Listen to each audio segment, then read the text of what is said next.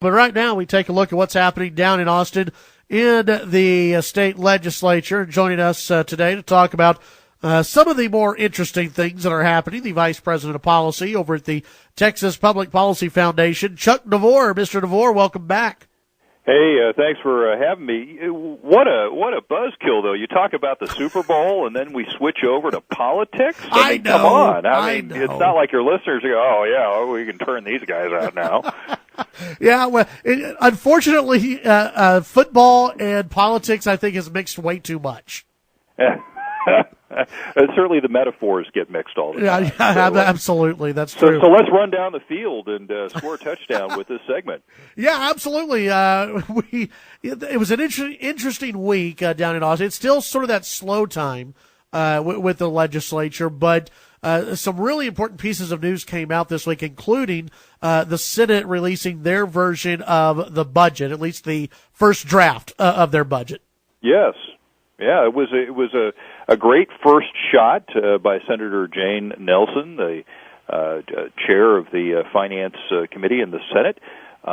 What you see is if you compare the recommended 2016-17 budget to last year, they're holding spending, at least at first glance, to only a 1.5% growth. Now, they underfund, as is often the case, Medicaid, probably by about $2 billion, and they've also, so far, we think, underestimated the remaining amount of Medicaid they've got to put in for this current biennium.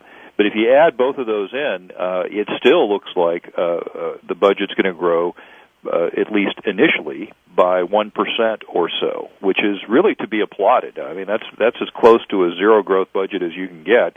And frankly, we need to do that. We need to keep government under control to fund a decent tax cut so we can continue to add jobs in Texas and increase prosperity. Well, if I remember correctly, that was one of the big issues in the last legislative session was that, okay, you didn't spend all the money, but you probably spent a little too much going into the session, and there were a lot of lawmakers who even ran on that, saying that they were not happy about the last budget. This one, a little bit better.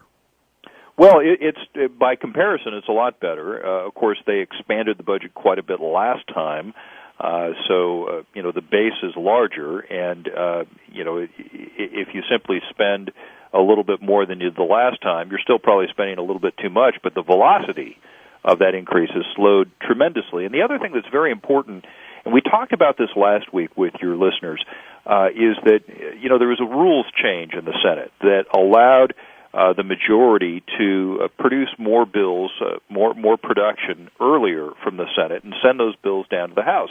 And we heard this week that the Senate Finance Chair, Senator Nelson, intends to get that budget out earlier and get it down to the House. And that would put some pressure on the House members to produce a good conservative budget. And again, this is all wonderful news, I think, for taxpayers and for Texans that just want their liberty and want to be able to work and put food on the table for their families. Right. Visiting with Chuck DeVore, Texas Public Policy Foundation. How does the Senate version, this first draft that's been laid out, how does that compare with what the House put out? Well, the House right now only has an estimate. They basically issued kind of the functional equivalent of a press release saying that this is what we intend to spend the money on. What happens is, by tradition in Texas, one house, then the other, makes the lead on the budget, depending on which biennium it is. They kind of flip off, and this biennium is the year, the session that the Senate takes the lead on the budget. So the budget bill is Senate Bill 2. So there is no equivalent in the House that you see. What they did was basically, for the first time ever, kind of put out guidelines or an intent saying this is what we intend to spend.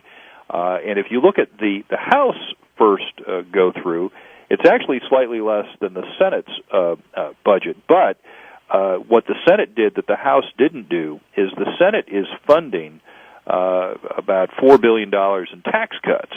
And that's not in the House version. And so what ends up happening is the Senate version has more money in it because of the nature of the way they're funding the tax cuts. They're actually essentially funding a property tax buy-down, as it were, so it ends up being reflected in the budget because that money would end up going back down to the locals. What do you think the mood is with the House? Are they likely to go along with a lot of what the Senate put out?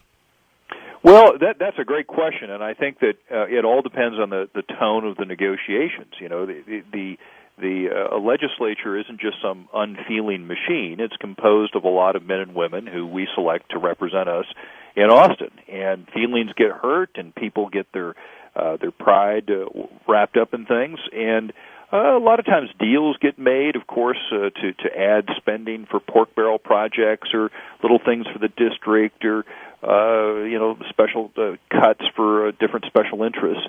And it tends to cause the budget to kind of expand over time.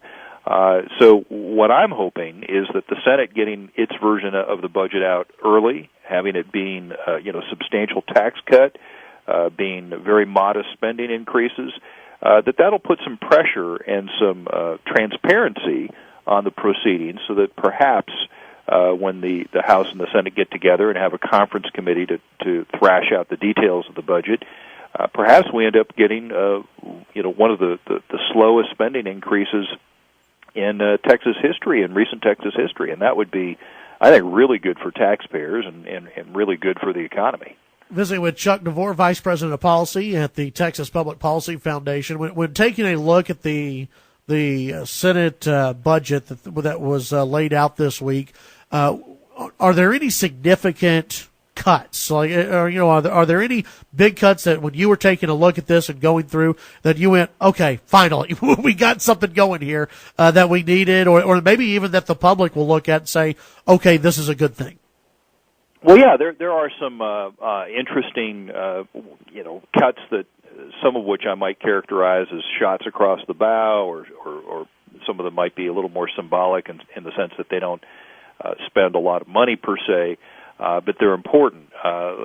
One example would be an elimination of the state racing commission, and what's going on there is that there was a very fascinating constitutional struggle between who had the right to make rules, and specifically rules regarding what are in effect slot machines at racetracks. Now, a racetrack, the racetrack commission called them like historical. I think they're like historical racing machines or something like that, because they have like film of old races on them. But for all intents and purposes, they function exactly like a slot machine. And the problem with this is that the legislature believes that the commission doesn't have the authority to authorize these things, that in fact this is a state law issue. And the commission is operating under the assumption that, hey, they exist to promote horse racing, and the racetracks say that they can't survive without this additional revenue source, so we're going to go ahead and put them in. And so what you see is the legislature exercising its power of the purse to show an executive branch agency where the members are appointed by the governor to show them, look, you can't do this. This is not within your power, so we're going to zero out your funding because you're, in our opinion, violating the law. And that's a very fascinating case where the legislature is properly exercising its constitutional authority with the power of the purse. It sounds like there are a few issues out there with some agencies and the legislature, and who thinks who has the power during this legislature. Oh, absolutely, and you're going to see that. You're going to see that all the time. In the back and forth between the legislature and the governor. But I think the biggest cut that we see, and it's basically a cut that is made possible by the fact that they're holding the line on spending, is the Senate's got in its current budget $4 billion in tax cuts, and that's divided between $3 billion in property taxes and another $1 billion in cuts to the franchise tax, the Texas business tax. Now, the business tax brings in about $4 billion a year, so $1 billion in cuts to that would be roughly $500 million each year, which is about 1/8 of what people currently pay into that franchise tax. Now, we would like to see the tax eliminated. The problem when you just wound a tax as opposed to kill it is it's going to be around to come back the next time. We'll see, what ends up happening to that franchise tax over time. The big challenge with the franchise tax is that the cost of compliance is in many cases higher than the tax that businesses actually pay. In other words, whether you need to pay the tax or not, whether you've exceeded the $1 million threshold of taxable margin where you're going to have to pay the tax to the state, you still have to keep the books to prove whether or not you owe the tax. And the tax is so complex that keeping the books is itself an expense. And oftentimes, for a small business, the expense of keeping those complex books is actually greater than the actual tax that business would owe to the state. And that's an inefficient tax. And as such, it should just be eliminated, in our opinion. Visiting with Chuck DeVore, Texas Public Policy Foundation. Before I let you go, just wanted to get your thoughts on something that the governor announced yesterday. He has a plan to end the Emerging Technology Fund and help with a higher ed fund, some money that is left over from that, which would, as far as Governor Abbott proposes, it would help bring in some new researchers into the state of Texas, help out some of our universities. It's an interesting plan, one that I think a lot of schools are liking that are out there. What are your thoughts? Well, it's just kind of a mixed bag for us. On the good side, we have never been fans of the Emerging Technology Fund because, frankly, if a good idea can't get funding from angel investors, from venture capital or banks, then why is government putting taxpayer money into something if the private sector doesn't think it can be a winner? I mean, that's just government picking winners and losers is never a good idea. It usually ends badly for the taxpayer.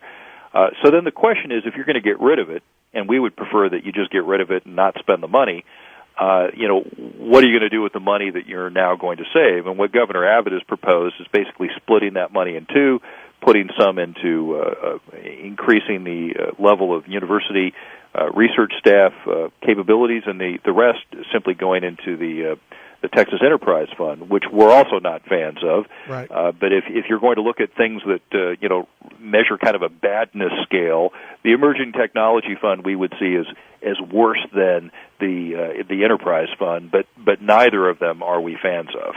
Well, it'll be interesting to see what happens with this plan from the governor, but it shouldn't shock anyone that he ended the Emerging Technology Fund or that he wants to. He basically campaigned on that, saying that he did not like, as you mentioned, government picking winners and losers. So that not a big shock that he's targeting that particular fund.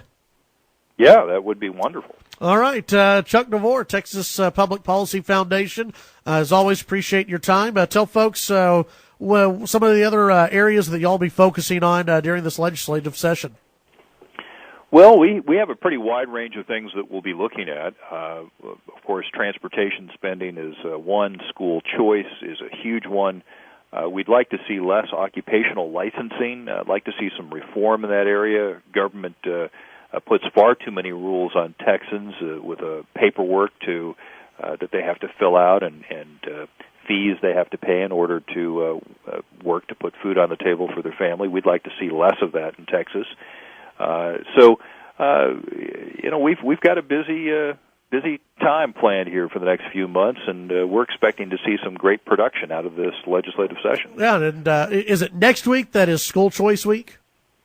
Or is it wrapping up this week? It's actually today is the big rally. So okay, that's what I thought. Last night, and there's a big rally going on today. Yeah, see, I've seen a lot of news out there about that this week and quite a bit today. So we'll touch on that a little bit next week as well with school choice. It's something that I know the lieutenant governor and the governor have both brought up as two things that they would like to take a look at during this session.